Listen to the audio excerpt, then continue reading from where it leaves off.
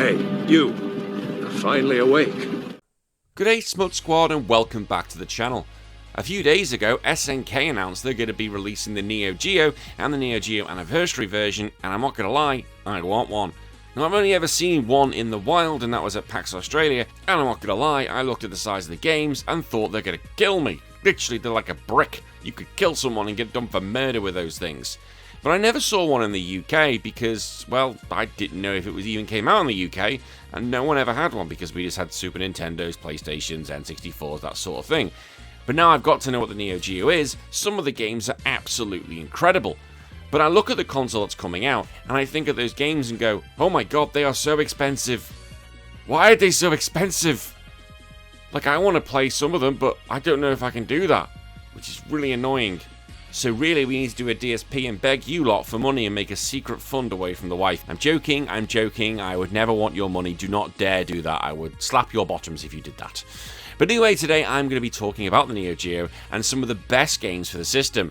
Now, I am very new to playing these games because, as I said, I didn't have them growing up, but due to the power of being naughty, I've been able to play them elsewhere and got my hands on them. So there are going to be ones that are going to be missing off this list when I talk about the best of the console, but let me know in the comments which ones I should be playing and which ones I need to get my hands on. Alright, let's get into this, shall we? The best games for the Neo Geo. King of Fighters 1998. Yes, I know there is 97, and some of you go, what about this one? What about 2002? I know there are other ones, okay, we know this. But I was told to play the 98 one first, before I did anything else, and I really enjoyed it. There are so many characters in this game. There's like 38 characters. Now, I know there's an Ultimate Match version, which I didn't play. I played the bog standard version. But they were so cool. It's a team-based fighting game of 3 characters, and this is before team-up games were really cool. The graphics are outstanding. They are insane. No wonder the video cassette's so big it can kill you in real life. The character sprites look absolutely fantastic, and their animations just look... They just look... Really? Shut up. Look, you're going to be arguing he's a perv. I don't care. If I'm not going to be able to put my on the thumbnail because YouTube will have my guts for garter, there's no way I'm missing an opportunity to put it here. Now, there are plenty of versions available of this game. You can play it classically, but just playing the bog standard version just seems right. Although, I didn't play it on a Neo Geo. Don't hate me. If I actually had this game as a kid, I probably would have binged it as much as Street Fighter 2. Twinkle Star Sprites. Okay, let's be honest, we all know I don't like shmup games, so I'm not that good at them, that's what I should put. But a shmup game that is a fighting game with anime characters? I'm in. I'm absolutely in. The aesthetic is what get me here. Let's be honest, the cutesy aesthetic is what's got me. It's got this big, beautiful pixel art style. They're bright, it's colourful, it's incredibly charming. You've got magical girls to flying cats to a grumpy pig in a cape. My god, I'm in. How the game works is so unique. The game is split vertically, and as you destroy waves of enemies as a shmup game, they don't just disappear. They transform into fireballs and launch into your opponent's side of the screen. That's really cool. And this creates a constant tug-of-war where essentially offense is your best defense. And it's got a fighting game roster-esque to it. Like, there's so many characters you can pick from, each with their own movement speeds, shot patterns, and the unique boss summons. That's so cool! I don't think I've played a game very much like this. A shmup game with a fighting game. Again, with the aesthetic, that's just a bonus. Maybe I wouldn't have liked this game without the aesthetic. That'd be an interesting thing to go back into my head. But I love this so much just because the aesthetic drew me in straight away. I wanted it to be the thumbnail, but I couldn't find a good PNG to be able to do it. So yeah, you got what you're given. No I'm afraid. But either way, this is a corker of a game. And I want to play it more just because it's so stupidly cool. Samurai Showdown. Now, I know there is Samurai Showdown 2, and some of you are going to be jumping in the comments below. That's fine. I ain't played that one. Alright? But I have a lot of memories of Samurai Showdown as a kid, but it wasn't the Neo Geo version, it was on the Mega Drive, and I have very little memories, but it's like kind of like one of my core gaming memories. And I remember playing as Honamaru, and he's red, and now I know that what that is now is that it's the rage mechanic. It's the rage gauge, essentially. But back then, I didn't understand what it was, and it was sticking in my brain for so long until I actually got to play this again. And obviously, I used Honamaru because he was my guy. Now, where Street Fighter was kind of working with the fists and punches and Hadokens, Samurai Showdown was a bit of a slower game because more methodical. You had the weapon-based combat, and it kind of symbolizes very well like games like Soul Edge, depending on what part of the world you are. This game is absolutely gorgeous. This game just has so much oozing from it.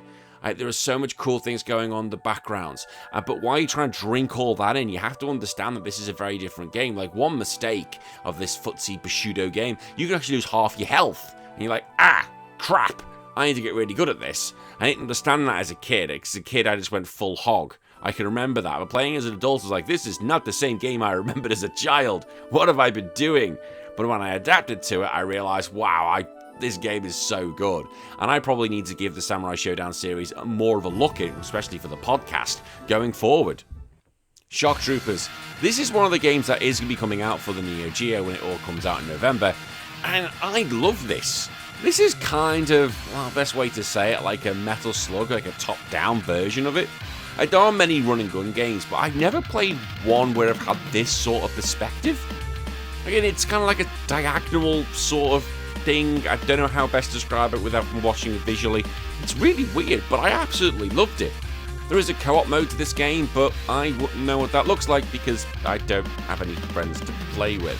The cool thing is about this game is that you get two different ways of playing it. You can do like the Lonely Wolf, which is one character with more health, or you can have the team battle, which is where you select between 3 characters. And by doing that, you pick 3 of the 8 characters and essentially make the team that you want, because each unit has their own movement speed, their dodge roll distances, and their own specialized weapons, so you can really change your approach about how you do each section, which I think is really cool. And also there's different routes you can do at the start. You can go mountain, jungle or valley, and each route features different levels, bosses and environmental hazards.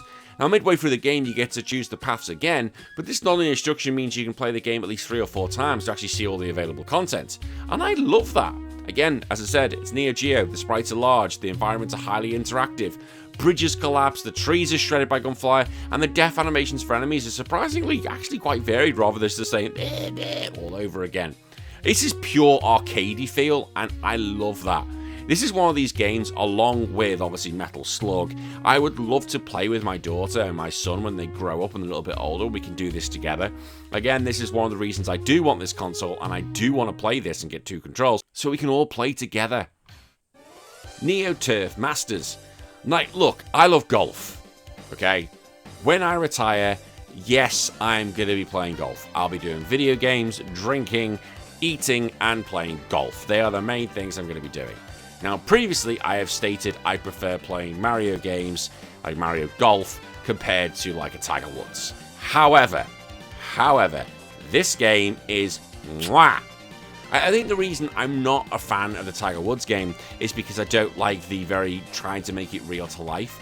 But this game is simple, it's clean, it has amazing art, it has that over-the-top music and the voiceover work which kind of makes it feel like not like a Tiger Woods, but it's like gets me pumped. Like it's so over-the-top and so different with its music and its sounding. That's what I probably like about it. There are 6 different characters you can choose from, so of course I'm picking the guy from the UK because, come on, I'm English. And there are only 4 different courses to play with, but that's fine. Like, it's not a complex game to learn, which is great for me because I'm lazy. And if you want to go into a more complex golf game, go pick up like a Tiger Woods. This isn't that. This is just basically I want to play one more round again and again. This is just fun. Like, you can actually finish the whole thing very quickly. It's dangerously addictive. And I found myself doing that over and over and over again. And now this is also going to be coming out for the collection, but don't get me wrong, the name's completely wrong. The name is completely wrong. I think they're calling it Big Tournament Golf, which is what it's known as in Japan. It's Neo Turf Masters, for God's sake. Metal Slug 3. Now, the Metal Slug series is one I never played of as a kid. I did know about it, but I never thought that'd be my type of game. But as I've started to do the podcast over these past 4 years, I've realised about the Metal Slug series and actually started playing them and realised, oh my god, how good of these games. Why didn't I actually take notice when I was a kid? They are beautiful presentation style, there's non-stop action, but the 3rd game is where it's really the best. And by this time, SNK had mastered the hardware, and so Metal Slug 3 featured some of the most intricate pixel art and fluid animation in 2D history. Like, it's incredible. And some of the new vehicles, or slugs, were absolutely amazing in this game. You've got the Slug Mariner for underwater combat, you've got an Astro Slug for space combats, but more importantly, you've got a goddamn fucking elephant. Who thought an elephant was a cool vehicle? It seems stupid in practice. I don't care. It's fun. It's hilariously fun. Like, I'm surprised there's not an alligator, for God's sake. That would be fun as well. Now, there are only 4 missions in the game, but they're long and they're fun. But this was a shame because this was the last game they released before SNK went bankrupt. Now, I know there were more Metal Slugs games after that, but these were the first 3. These were the ones that really put it on the map. I'm just very happy we're going to be seeing this, although it is only the original Metal Slug we're going to be seeing in the re-release collection. Although if you've still got Metal Slug 3, well done, you could probably still play it on the system today. And finally, Garou, Mark of the Wolves. Like, I'm not going to lie, this is a godlike game. This is my favourite game on the console, 100%. I am not denying that for a second. We all know I like fighting games, if you've been a fan of me on YouTube, if you've been a fan of me at the podcast. And when I got to finally play this game, oh my god, it absolutely blew me away. And I had to smack myself that I hadn't played it sooner. It is one of, if not the best looking game on the system.